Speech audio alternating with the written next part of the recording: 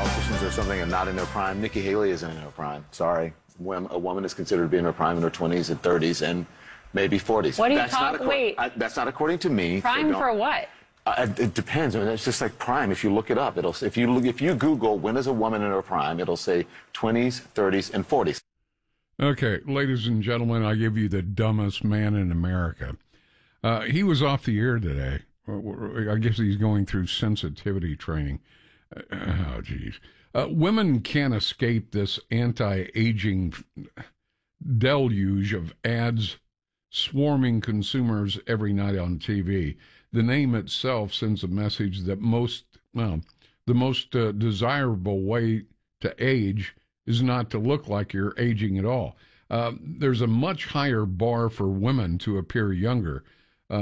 Heather Tinsley Fix, a senior advisor of employee engagement at the AARP, told, I guess it was Fortune, women face a much higher bar with regard to ageism, leading many women to accrue a hefty cost. A lot of dough there. Data from the Federal Reserve Bank of San Francisco shows callback rates for older women looking for jobs in particular lag behind other age groups. And retail sales, same thing. The research found a larger discrepancy between callbacks for older women. And then, of course, you've got pathetic people in the media like Don Lemon that have no idea what he's talking about. From a personal perspective, we're all going to get older. It happens. And, if you want to do something because it means something to you, do it. But if you're doing it to impress other people, in my mind at least, don't do it. Teresa Lusk is a life coach and professional counselor with a master's in professional counseling. How you doing? Hey, Rick. Good. How are you? I'm doing okay. Doing all right. But then again, I'm a guy, not a woman. Yes, that's correct. So, I get this. You can't turn on, I don't watch a lot of television. My wife has passed and my kids, they're out of the house now, so it's just me and the dog. So I tend to watch at the computer in the evening, and I lose count. Try this serum, and this comes from a musk in New Zealand, and try this, and Kathy Ireland uses that, and it's just insane. Do women really feel the pressure that badly? Absolutely, Rick. It is very, very real for us. We are constantly bombarded with social media ads, social media reels, showing you how you could look younger and younger if you just drank the right amount of collagen, if you just drank the right amount of... Hey, listen, they're actually telling, look like somebody that's not you. Let me show you how to contour your face so you do not look like who you really are. Absolutely, we are bombarded with this every day, and for women of all ages. But it's especially hard when you're getting a little older, and the pressure is really on.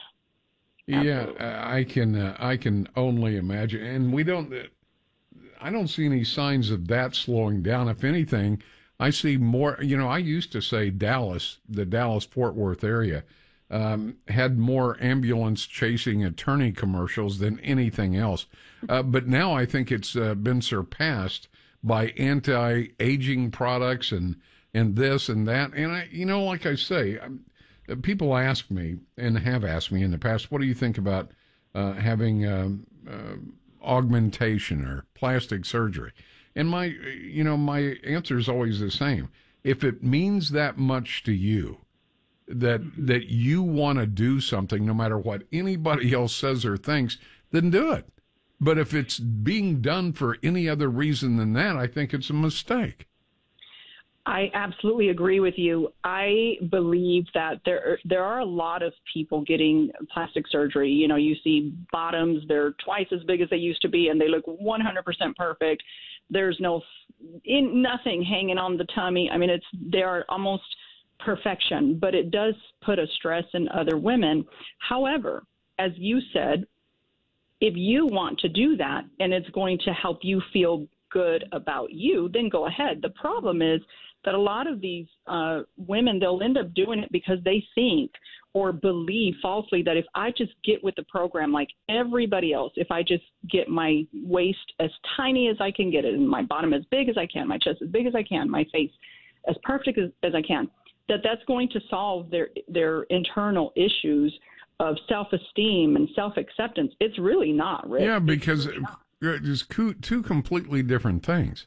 I mean, if you're changing the way your body looks in hopes of changing whatever, demons you're trying to work out internally, you're laboring under a sad misconception. I don't see how they're connected. It is true. And, but this is the pressure that we go through. It is real. I think that there's two aspects, as you said. There is the, personal, internal, and then there is the societal pressure. So a person really does need to figure out, what do I love about me? How can I love me better? How can I aspire for my own goals, regardless of your age, regardless of this, is she in her prime or not? Because women decide when they're in their prime. Forgive me for interrupting. Sure. I've been in the media a long time, decades.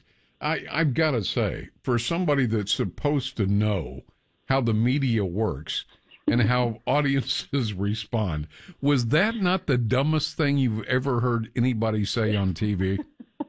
It had me laughing, and you're right. That's the first thing I thought was, a lot of times, but, sometimes you think, well, it needs to happen, though.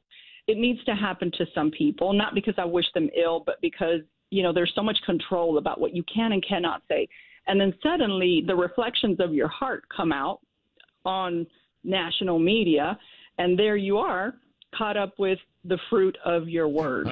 And so that's really what we witnessed with this gentleman. And the truth is that it needed to be said. I think it'll bring awareness as well for women. And, women need to rise up and really own their own worth, their own, value, et cetera, et cetera. But it does help that this came out, because now it can bring awareness to the workplace. It can bring awareness to the language that we use toward women, especially women who aren't 25 anymore, who aren't 30.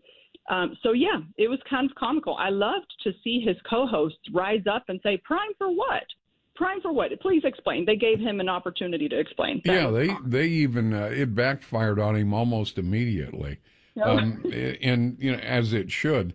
I guess the thing that, again, if it's a personal thing, or if you're trying to please a spouse or, a group of people, that's a whole different thing. But a lot of women feel obligated to look younger to keep their job or maybe get a promotion. That's where it gets a little tougher, right?